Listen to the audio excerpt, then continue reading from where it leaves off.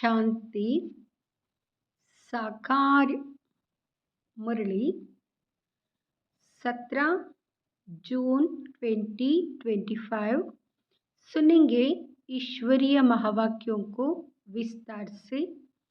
मीठे बच्चे, अपना कल्याण करना है तो हर प्रकार की परहेज रखो।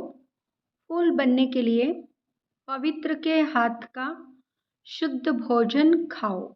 प्रश्न: तुम बच्चे अभी यहाँ ही कौन सी प्रैक्टिस करते हो जो 21 जन्म तक रहेगी? उत्तर: सदा तन मन से तंदुरुस्त रहने की प्रैक्टिस तुम यहाँ से ही करते हो। तुम्हें दधीची ऋषि मिसल यज्ञ सेवा में हड्डियाँ भी देनी है, लेकिन हड्डियों की बात नहीं है। अपना शरीर कमज़ोर नहीं करना है। तुम योग से 21 जन्मों के लिए तंदुरुस्त बनते हो, उसकी प्रैक्टिस यहाँ से करते हो। कॉलेज अथवा यूनिवर्सिटी होती है तो टीचर भी स्टूडेंट तरफ देखते हैं। गुलाब का फूल कहाँ है, फ्रंट में कौन बैठे हुए हैं, यह भी बगीचा है, परंतु नंबरवार तो है ही। यहाँ ही गुलाब का फूल देखता हूँ, फिर बाजू में रतन ज्योति, कहाँ अक भी देखता हूँ। बागवान को तो देखना पड़े ना। उस बागवान को ही बुलाते हैं कि आकर इस कांटों के जंगल को खत्म कर फूलों का कलम लगाओ। तो बच्चे प्रैक्टिकल में जानते हो कैसे कांटों से फूलों की सैंपलिंग लगता है। तुम्हारे में भी बहुत थोड़े हैं जो इन बातों का चिंतन करते हैं। यह भी तुम बच्चे जानते हो, वहाँ बागवान भी है, खेवैया भी है, सबको ले जाते हैं। फूलों को देख बाप भी खुश होते हैं। हर एक समझते हैं हम कांटों से फूल बन रहे हैं। नॉलेज देखो कितनी ऊंची है। इस समझने में भी बहुत बड़ी बुद्धि चाहिए। यह है ही कलयुगी नरकवासी। तुम स्वर्गवासी बन रहे हो। किसी किसी घर में एक कांटा है तो एक फूल है। बाबा से कोई पूछते हैं, बाबा बच्चे की शादी कराए? बाबा कहेंगे बहल कराओ, घर में रखो, संभाल करो। पूछते हैं, इसे ही समझा जाता है हिम्मत नहीं है। तो बाबा भी कह देते भल करो। कहते हैं हम तो बीमार रहते हैं, फिर बहू आएगी, उनके हाथ का खाना पड़ेगा। बाबा कहेगा भल खाओ। ना करेंगे क्या? सर्कमस्टेंस ऐसे है, खाना ही पड़े, क्योंकि मोह भी तो है ना। इतने खुश होते हैं। अब यह तो समझने की बात है, हमको फूल बनना है तो पवित्र के हाथ का खाना है, उसके लिए अपना प्रबंध करना है। इसमें पूछना थोड़ी ही होता है। बाप समझाते हैं तुम देवता बनते हो, इसमें यहाँ परहेज चाहिए। जितनी जास्ती परहेज रखेंगे उतना तुम्हारा कल्याण होगा। जास्ती परहेज रखने में कुछ मेहनत भी होगी। रास्ते में भूख लगती है, खाना साथ में ले जाओ। कोई तकलीफ होती है, लाचारी है, तो स्टेशन वालों से डबल रोटी ले खाओ। सिर्फ बाप को याद करो। इनको ही कहा जाता है योग। इसमें हड्डियों की कोई बात नहीं है। शरीर को कमजोर नहीं बनाना है।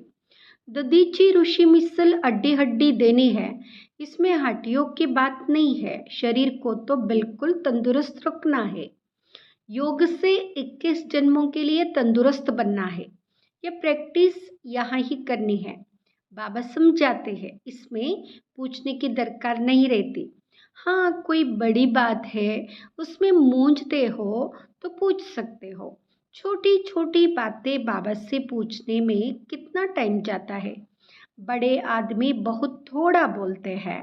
शिव बाबा को कहा जाता है सदगति दाता। रावण को सदगति दाता थोड़े ही कहेंगे। अगर होता तो उनको जलाते क्यों? बच्चे समझते हैं रावण तो नामी ग्रामी है। बल ताकत रावण में बहुत है, परंतु दुश्मन तो है ना। आधा कल्प रावण का राज्य चलता है, परंतु कब महिमा सुनी है? कुछ भी नहीं।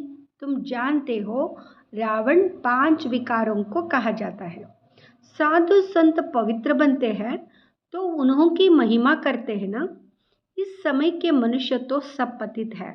भल कोई भी आए, समझो कोई बड़े आदमी आते हैं, कहते हैं बाबा से मुलाकात करे।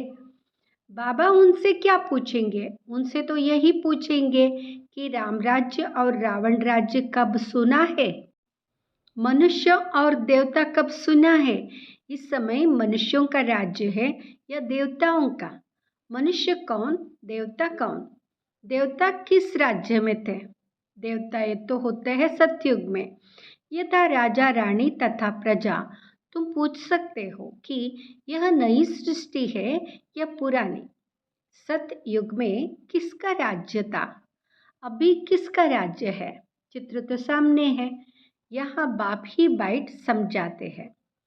जो बच्चे कहते बाबा धारणा नहीं होती, उन्हें बाबा कहते अरे अल्फ और बे तो सहज है ना।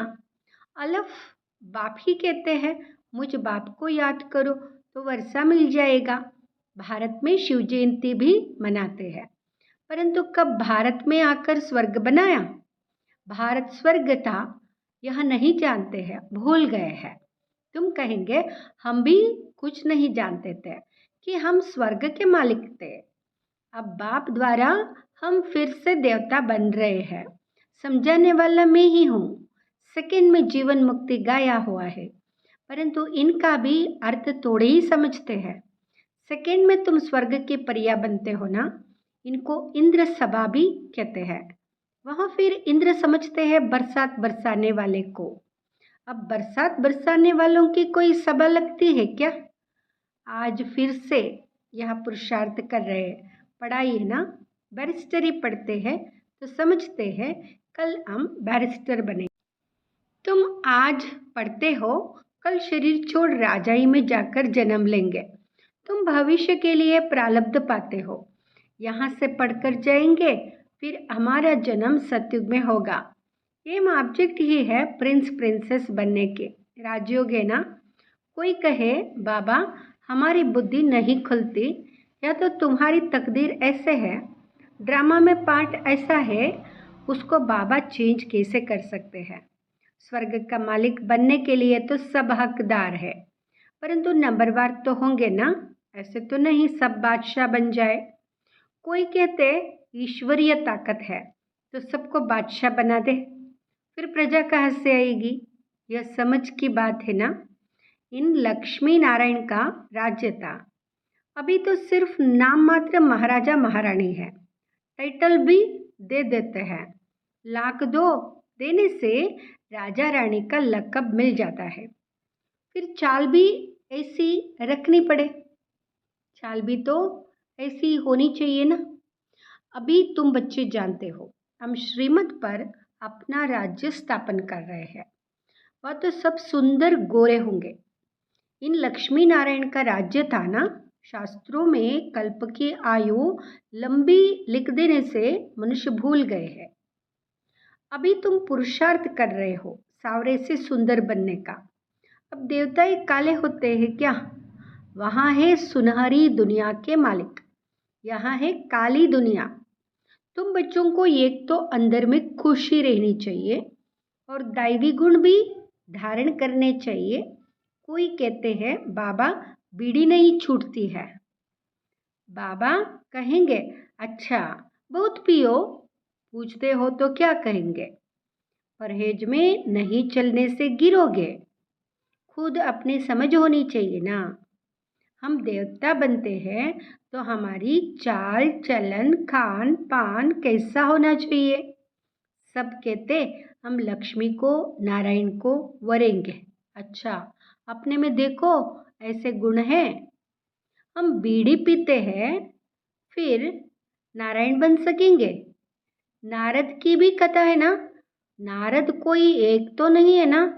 बाप कहते देवता बनने वाले बच्चे अंतर्मुखी बन अपने से आपसे बातें करो कि जब हम देवता बनते हैं तो हमारी चलन कैसी होनी चाहिए।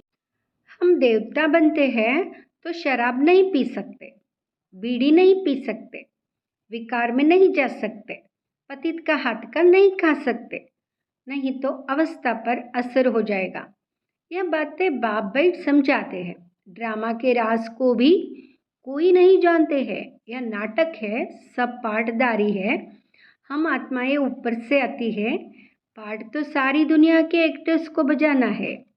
सबका अपना अपना पाठ है। कितने पाठदारी है, कैसे पाठ बजाते हैं। यह वैरायटी धर्मों का झाड़ है। एक आम के झाड़ को वैरायटी झाड़ नहीं कहेंगे, उसमें तो आम ही होगा।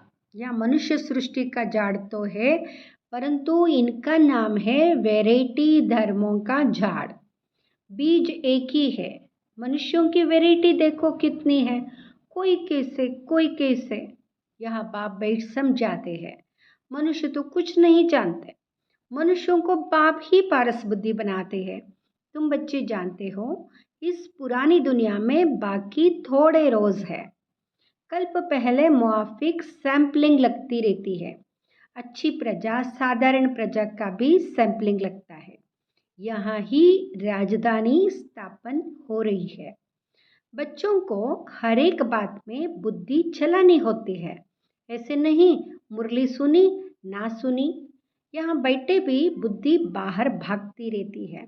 ऐसे भी है, कोई तो सम्मुख मुरली सुनकर बहुत गदगद होते हैं, मुरली के लिए भागते हैं। भगवान पढ़ाते हैं तो ऐसी पढ़ाई छोड़नी थोड़ी ही चाहिए। टेप में एक्यूरेट भरता है, सुनना चाहिए। साहूकार लोग खरीद करेंगे तो गरीब सुनेंगे, कितनों का कल्याण हो जाएगा। गरीब बच्चे भी अपना भाग्य बहुत ऊंचा बना सकते हैं। बाबा बच्चों के लिए मकान बनवाते हैं। गरीब 2 रुपया भी मनी ऑर्डर कर देते हैं। बाबा इसकी 1 ईंट मकान में लगा देना, 1 रुपया यज्ञ में डाल देना, फिर कोई तो कुंडी भरने वाला भी होगा ना। मनुष्य हॉस्पिटल आदि बनाते हैं, कितना खर्चा लगता है।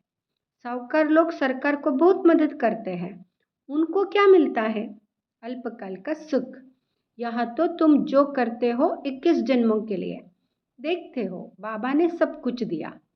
विश्व का मालिक पहला नंबर बना। 21 जन्मों के लिए ऐसा सौदा कौन नहीं करेगा? भोलानाथ तब तो कहते हैं ना, अभी की ही बात है, कितना भोला है। कहते जो कुछ करना है कर दो। कितनी गरीब बच्चियां है, सिलाई कर पेट पालती है। बाबा जानते हैं यह तो बहुत ऊंच पद पाने वाली है।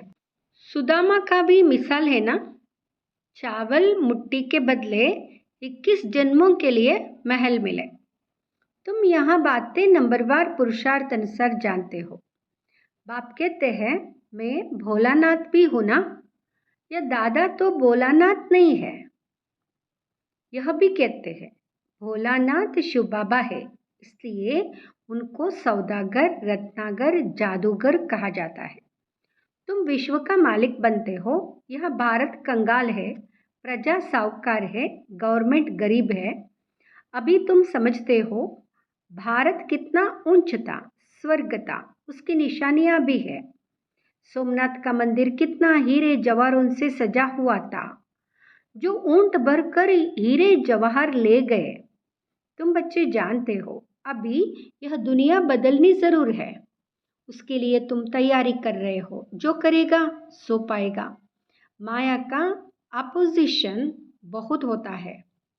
तुम हो ईश्वर के मुरीद, तुम हो शिव बाबा के।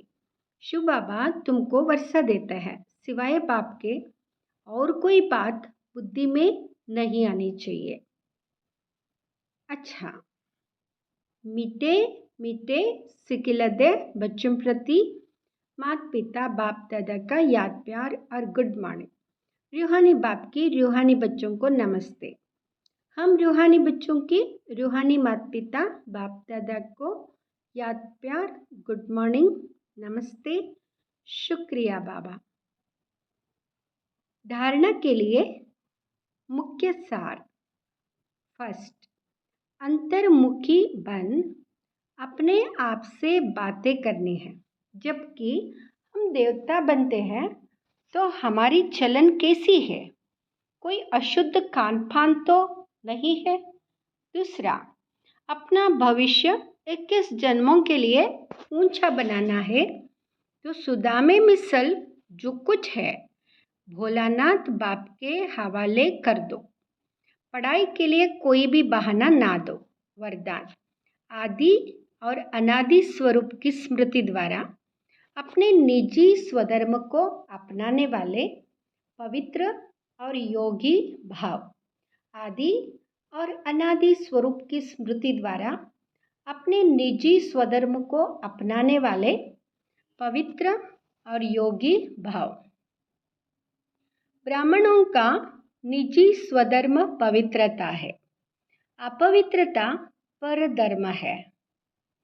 जिस पवित्रता को अपनाना लोग मुश्किल समझते हैं वह आप बच्चों के लिए अति सहज है, क्योंकि स्मृति आई कि हमारा वास्तविक आत्मस्वरूप सदा पवित्र है। अनादि स्वरूप पवित्र आत्मा है और आदि स्वरूप पवित्र देवता है। अभी का अंतिम जन्म भी पवित्र ब्राह्मण जीवन है, इसलिए पवित्रता ही ब्राह्मण जीवन की पर्सनालिटी है। जो पवित्र है वही योगी है। स्लोगन, सहज योगी कहकर अलबेलापन नहीं लाओ, शक्ति रूप बनो।